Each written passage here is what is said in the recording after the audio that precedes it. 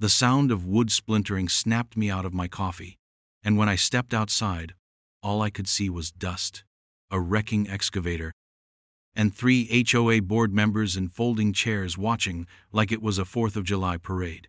And right where my dam had stood, gone, obliterated. Karen was even wearing a sash that said, "Water belongs to the HOA."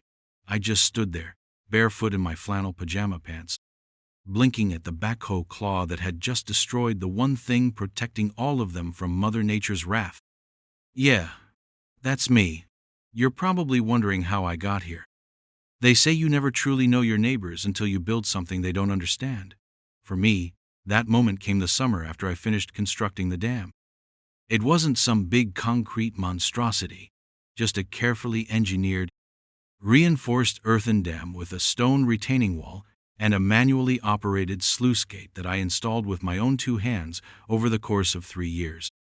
Every rock, every timber, every sandbag was placed with purpose, born from hours of hydrology reports, erosion surveys, and conversations with my late uncle, who happened to be a retired Army Corps engineer. My land sits at the top of a ridge, overlooking the Oak Hollow Estates, a prim and proper HOA-governed labyrinth of cul-de-sacs and beige vinyl homes with flower beds regulated to 2 types of mulch. What most of those folks never bothered to realize is that their entire development is built in a natural floodplain, one that used to flood like clockwork every 5 to 7 years before I bought the property and redirected the runoff through a controlled channel system. My dam was the final piece, designed to hold back the seasonal rain surge and release it slowly through spillways and French drains. It worked like a charm. The funny part? They didn't even know the dam existed for the first 2 years it stood. But the minute Karen moved in and got herself elected HOA president, she started noticing things. Like the fact that her mulch wasn't washing away in April anymore, or that the tiny creek in her backyard had turned into a trickle instead of a torrent. She could smell change, but she couldn't understand it. That was dangerous, and I knew trouble was coming when she showed up uninvited at my fence line, wearing white jeans, espadrilles, and an expression like she'd just licked a lemon rind. "I'm here about the structure," she said, gesturing vaguely in the direction of the dam, which wasn't even visible from where she stood. "It's not in harmony with the natural aesthetic of the neighborhood," I replied calmly, that my land wasn't in the neighborhood. I wasn't under HOA jurisdiction, and I had permits, plural, approved by the county, the water district, and the Office of Soil Drainage. "I'm afraid it's still a safety concern," she said, eyes narrowing. "If there's no water there, what are you even trying to hold back? You built something that doesn't need to exist. And that makes it suspicious." That word suspicious hung in the air like smoke. Over the next month, I received not 1, not 2, but 17 violation notices from the HOA. Each more absurd than the last. Unauthorized earthwork, unsanctioned water containment, visual disruption to neighborhood symmetry. I wasn't even a dues-paying member, and yet they fined me $300 for causing hydrological confusion. I framed that one. Then came the letters, threatening to report me to county code enforcement, the EPA, even FEMA. I sent back certified responses with photocopies of every approval document, annotated in red. That's when the flyers started showing up. Printed bulletins left in every mailbox in Oak Hollow, warning of the shadow reservoir on private land, the unregulated body of water being used without consent. They made it sound like I was about to summon Moses and part the damn thing down Main Street. I could have sued for defamation, but I didn't. I waited. I installed trail cams. I kept records. And I kept the gate on the dam locked with a chain I welded shut. Then one weekend, I had to leave town. My cousin got married in Montana, and I didn't want to miss it. Before I left, I did my rounds, checked the spillways, reinforced the retaining edge with gravel, and made sure the secondary runoff pipe was clear. I even left a note on the trailhead that said, "Private property. Do not trespass. Structure monitored by cameras." I was gone for 48 hours. When I got back, the air felt off. You know that feeling when you open your fridge and can't quite place the smell, but you know something died? That's what it felt like walking toward the hill. The silence was too loud. My boots crunched gravel on the slope, and as I crested the ridge, my stomach dropped into my knees. The dam was gone, bulldozed, leveled like it had never existed. All that remained was a gash in the earth, a pile of broken stone, and a single twisted piece of the sluice gate jammed upright in the mud like a tombstone. There were tire tracks leading back into the HOA development, wide ones, construction vehicle wide.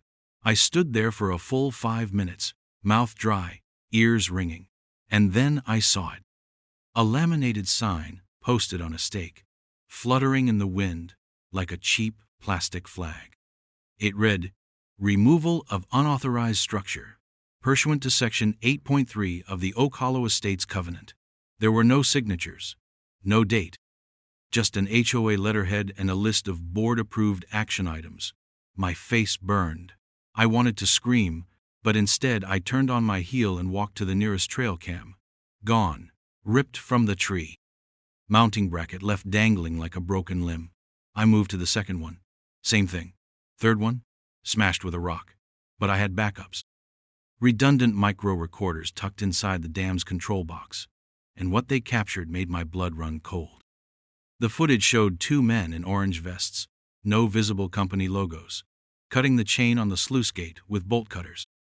Minutes later, a rented bobcat rumbled into frame and started ramming the base of the dam. Karen stood nearby, wearing her HOA badge like a deputy, barking instructions and sipping iced coffee. "Clear it all. This place is an eyesore," she said on the tape. "If he wanted to build a reservoir, he should have asked us first." Asked them? This was my land, my permits, my work, and she treated it like a rogue garden gnome. I uploaded the footage to a flash drive, printed the permit packet again, and drove straight to the county offices. Over the next few days, I filed reports. I contacted my water engineer. I had the site surveyed, damage assessed. Restoration estimates totaled over 42.0, and that wasn't counting the ecological impact or the downstream liability. Because here's the thing, the dam wasn't just a pond, it was a buffer, it was a safeguard. It held back 170.0 gallons of potential floodwater from pouring downhill into a subdivision built on clay-heavy soil with 1,980 French drains and no retention walls. And monsoon season was just 2 weeks away.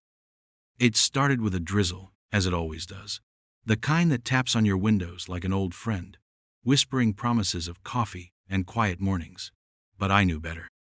I'd been watching the weather patterns, following the NOAA satellite data like a hawk, and I could tell this wasn't going to be a normal rain. A warm front from the Gulf had collided with a stalled cold system over our valley, and the models showed a 7-day corridor of constant precipitation, a once-every-decade kind of storm. And this time, the dam wasn't there to take the hit. My fingers drummed against the kitchen table as the rain picked up speed, bouncing off the tin awning outside like machine gun fire.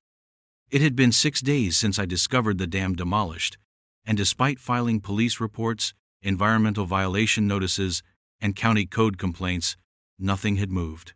Not a fine, not a citation. The county engineer's office gave me a weak apology and a referral to small claims court. Meanwhile, the HOA had gone radio silent. No response to certified letters. No explanation for their illegal demolition. Just a smug silence behind freshly power-washed fences and perfectly symmetrical hedges. I sat by the window and watched the clouds roll in like an army. By the second day, the soil was already saturated.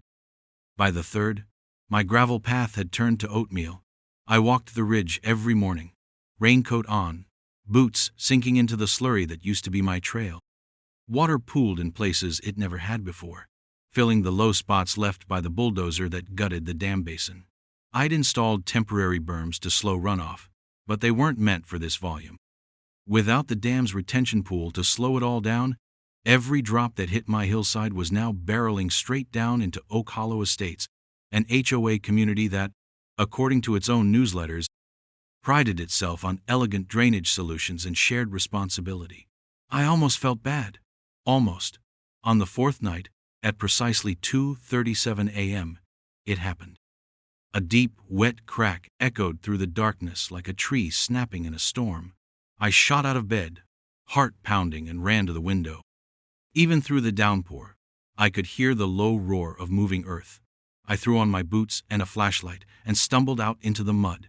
And there, down the ridge, I saw it. Water. Not trickling.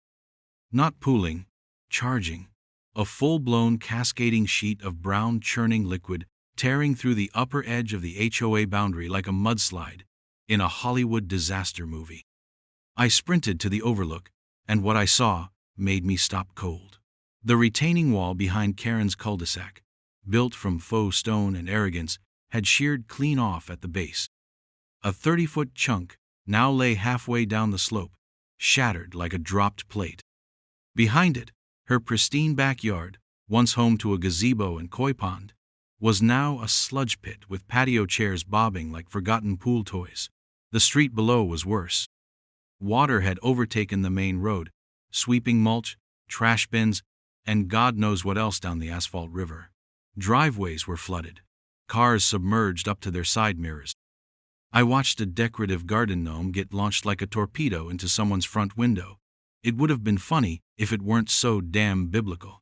I ran back inside and grabbed my camera, documenting everything. I filmed the breach, the runoff, the buckling sidewalks and burst drainage grates. And then I filmed the "For Sale" sign floating down the hill like it was riding a lazy river. By sunrise, the place looked like a war zone.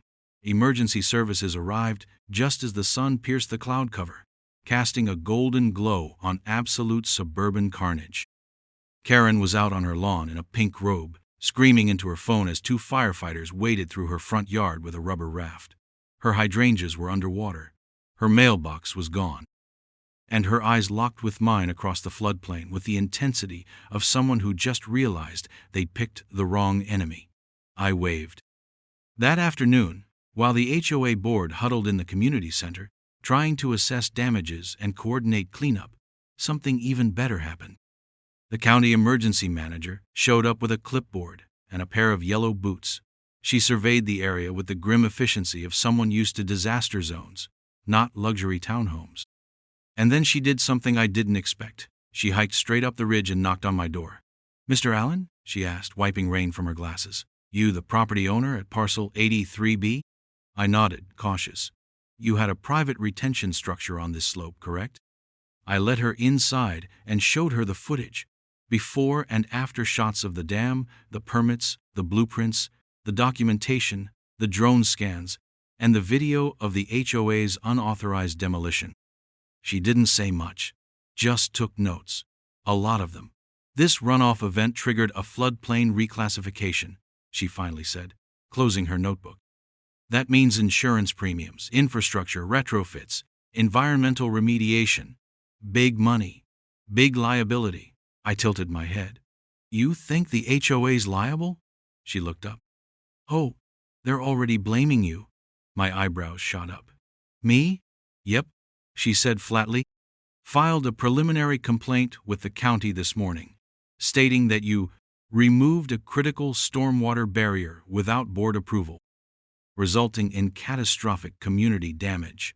I laughed so hard I nearly dropped my coffee. "That was my dam, on my land, with my permits." "I know," she said, flipping a page. "And that's why this just got interesting." Within 24 hours, the narrative had shifted entirely. HOA emails went out accusing me of unauthorized alteration of landform features, and Karen posted a long-winded, typo-filled rant on the Nextdoor app calling me a reckless hydrologist wannabe who endangered our community for personal gain. My name trended on the neighborhood Facebook page. They called me Dam Man, like I was some sort of wetland vigilante. But here's where it got delicious. By trying to pin the blame on me, the HOA had inadvertently admitted that the dam's removal had caused the flood damage. That was legal dynamite. Because if they claimed it was the lack of dam that did the damage, then they'd effectively admitted that the dam had been necessary, which made its removal, without due process, consent, or legal authority, not just a mistake, but willful negligence. Their own words were becoming the rope with which they'd hang themselves. I uploaded everything to the cloud and sent copies to my attorney. She was already prepping a countersuit. Meanwhile, the residents of Oak Hollow were starting to wake up. A crowd formed at the community center when they learned that the HOA might be the reason their basements were now indoor pools. One guy, a quiet mortgage broker named Vince, stood up and demanded to know why the board had authorized land alteration measures without a vote. Karen tried to talk around it, but it was clear the tide had turned. The residents were mad. Their homes were soaked. Their insurance companies were asking questions. And Karen? Karen looked like someone trying to hold back a flood with a rake. The storm had passed, but the reckoning had just begun. They filed the lawsuit exactly 9 days after the flood. Certified letter, hand-delivered, tucked into a stiff folder with gold-embossed lettering like it was a wedding invitation instead of a declaration of war. The Oak Hollow Estates Homeowners Association, by and through their counsel, was suing me for gross negligence, willful property damage, and reckless modification of terrain leading to catastrophic community loss. I read the packet 3 times, standing barefoot in my kitchen, the sound of rain still dripping from the gutters outside, like an encore from hell. They were blaming me for the flood. Me. The one person who'd spent 3 years engineering a solution to the very problem they had just unleashed with bulldozers and ego. According to their legal fantasy novel, I had abandoned my retention structure, allowed it to deteriorate, and then intentionally removed it without notifying the proper authorities, resulting in uncontrolled watershed release. They even included cherry-picked satellite screenshots, after they had leveled the dam, as proof of my non-compliance. They had no idea what was coming. I called my attorney, Sarah, same woman who helped me file the original dam permits, and she laughed so hard I thought she was going to choke on her coffee. "They're suing you?" she said. "This is a gift. I haven't seen malpractice this bold since that time a zoning board built a dog park over a buried septic system." I met with her the next morning. We spread everything out on her massive oak conference table. The permit stamped by 3 separate agencies, the engineering diagrams signed off by a licensed hydrologist, the land surveys with topographical overlays, and the photos, dozens of them. I had before and after drone footage, trail cam stills, time-stamped video of the HOA contractors cutting the chain on the sluice gate, even audio of Karen saying, "Clear it all. This place is an eyesore." The pièce de résistance? A thermal drone pass from 3 weeks prior, showing the water distribution gradient and runoff patterns with the dam intact. Sarah stared at it like it was the Mona Lisa. "We're not just going to fight this," she said, eyes gleaming. "We're going to bury them in it." So we filed a countersuit. Cross-complaint, actually. We alleged illegal demolition of a permitted structure, trespassing, destruction of private infrastructure, violation of local floodplain management regulations, and, most importantly, interference with an engineered water control system during an active hydrological risk season. We sent subpoenas to the contractors who operated the bulldozer. Turns out they were a landscaping crew hired off Craigslist for cash. They had no licenses, no insurance, and claimed they were told by Karen it was a decorative berm. One of them testified, under oath, that he'd asked, "Shouldn't we get the homeowner's approval first?" and was told, "He doesn't live here. He'll thank us later." The court date was set for 3 weeks out. The HOA, to their credit, doubled down. They held an emergency meeting where Karen told residents I was attempting to extort the community with bogus science and revenge lawsuits. She framed it like I had removed the dam to punish them. But more and more homeowners were starting to talk. Insurance adjusters were circling like vultures. 6 houses had been declared temporarily uninhabitable.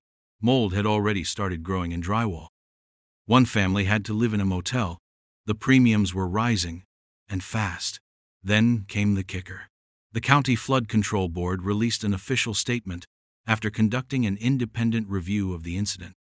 It confirmed, in very dry bureaucratic language, that the removal of the private retention structure materially contributed to the severity of the flooding experienced by residents in the Oak Hollow Estates development. Translation? The dam mattered. And it wasn't me who removed it. That finding didn't just validate my countersuit. It opened the door to something much bigger: liability. Karen and her cronies had authorized the removal of a registered flood mitigation structure without a court order or county notification. That's not just civil overreach, that's borderline criminal negligence. We walked into court a month later, dressed like we were going to a funeral, because we were theirs. Their attorney tried to paint me as a rogue landowner with a god complex, someone who had engineered a dam for ego, not safety, and then willfully dismantled it during the most hydrologically volatile month of the year. But Sarah was ready. She played the drone footage on a giant screen for the jury, showing the dam intact one week, gone the next, followed by sweeping footage of the mudslide that ripped through Karen's backyard like a bulldozer made of soup. Then she passed around laminated copies of my permits, highlighted, dated, signed. Then came the kicker: a copy of the HOA's own minutes from the meeting where they authorized the demolition. Someone on the board, bless them, had included the phrase, "Take care of the dam issue while he's gone," in the summary. The courtroom went dead silent when the judge read that aloud. Karen shifted in her seat like someone sitting on a hot plate. When we brought the contractor up for cross-examination, it got even worse.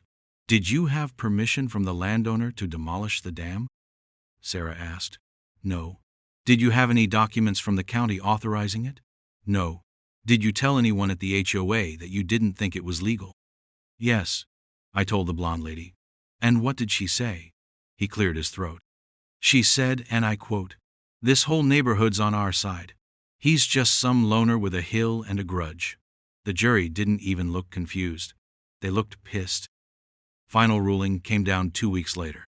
The judge dismissed the HOA's suit in its entirety, citing lack of merit, malicious intent, and, his words, gross procedural misconduct. Then came the ruling on the countersuit. They were found liable on 4 counts: unlawful demolition, property damage, environmental code violation, and negligent contribution to municipal flooding. The HOA was ordered to pay damages: $187,000 for structural loss, $62,000 for environmental remediation, $13,000 for legal fees, and an additional $50,000 in punitive damages for good measure. I walked out of the courthouse with a check for more than I'd spent building the dam, but money wasn't the win. The win was what came next. Karen was removed as HOA president within a week. A petition circulated calling for the resignation of the entire board. 3 members stepped down, 1 moved out of state. The HOA voted to create a new oversight committee to prevent unilateral decisions. And best of all, my land was reclassified as an environmental buffer zone, untouchable by HOA regulation. No more notices. No more pink clipboards. No more laminated threats left on my gate. Just peace, and gravity, and water, where it belonged. I never expected the end of a war to be so quiet. No gavel slam, no applause, no fireworks. Just the soft churn of backfilled dirt and the rhythmic thump of shovels as a dozen neighbors worked together to rebuild what ignorance had tried to erase. My dam, the same one the HOA once called a danger to community aesthetics, rose again, stone by stone, under a sky no longer threatening. This time, it wasn't just me stacking the rock wall or measuring the spillway angles.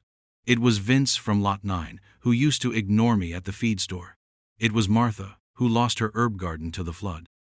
It was even the Martinez twins, whose basement was still being gutted for mold, handing me rebar like it was penance. Nobody talked about the trial, not out loud. But the weight of what had happened lingered in the way people moved, in the careful deliberation of their steps. There was a shared reverence now, for the land, for the water, and, unexpectedly, for me. It was strange being thanked for something I'd once been cursed over. But that's how it goes in small-town America. One month you're the angry hillman with a doomsday bunker, and the next you're the guy who saved our foundations. Time and floodwaters have a way of clearing reputations. The county had issued its final ruling just 2 weeks earlier. Not only had the HOA lost their case and been found liable, but the judge, clearly fed up with their nonsense, had also referred them for review to the state attorney general's office. That little bonus investigation uncovered years of mismanaged dues, backdoor contractor deals, and enough bylaw violations to wallpaper a courthouse. It turned out Karen had been awarding landscaping contracts to her nephew's company at triple the market rate. The flood-friendly mulch campaign they launched last year? A scam. The emergency retention basin fund? Empty. Spent on administrative meals and educational retreats. There were subpoenas, interviews, audits. I didn't need to lift a finger. The system had teeth this time, and it finally decided to bite. Karen tried to spin it, of course. Blamed the board. Blamed misunderstood intentions. At one point, she claimed I hacked the HOA emails to frame her. But the receipts didn't lie, and neither did the digital trail leading straight to her PayPal account, labeled HOA Executive Consulting Fees. The HOA was dissolved formally at the end of that month. County inspectors had declared them functionally compromised and administratively negligent. What that meant in real terms was beautiful. No more dues, no more violations, no more laminated notices about mailbox colors or yard feng shui. The power that once flowed through their bylaws now dripped uselessly into a pile of revoked charters and unpaid legal bills. And speaking of unpaid bills, those didn't vanish when the HOA did. The civil court held board members personally liable for the damages not covered by insurance or the HOA's defunct budget.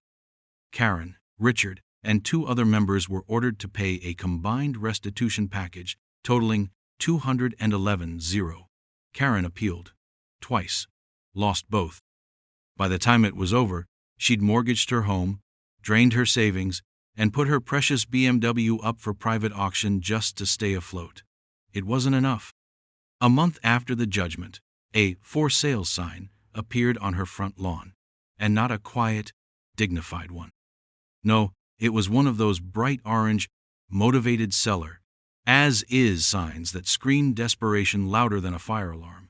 She got maybe 40% of what the house had appraised for last year. Rumor was she took a job in some flat suburb outside Tulsa.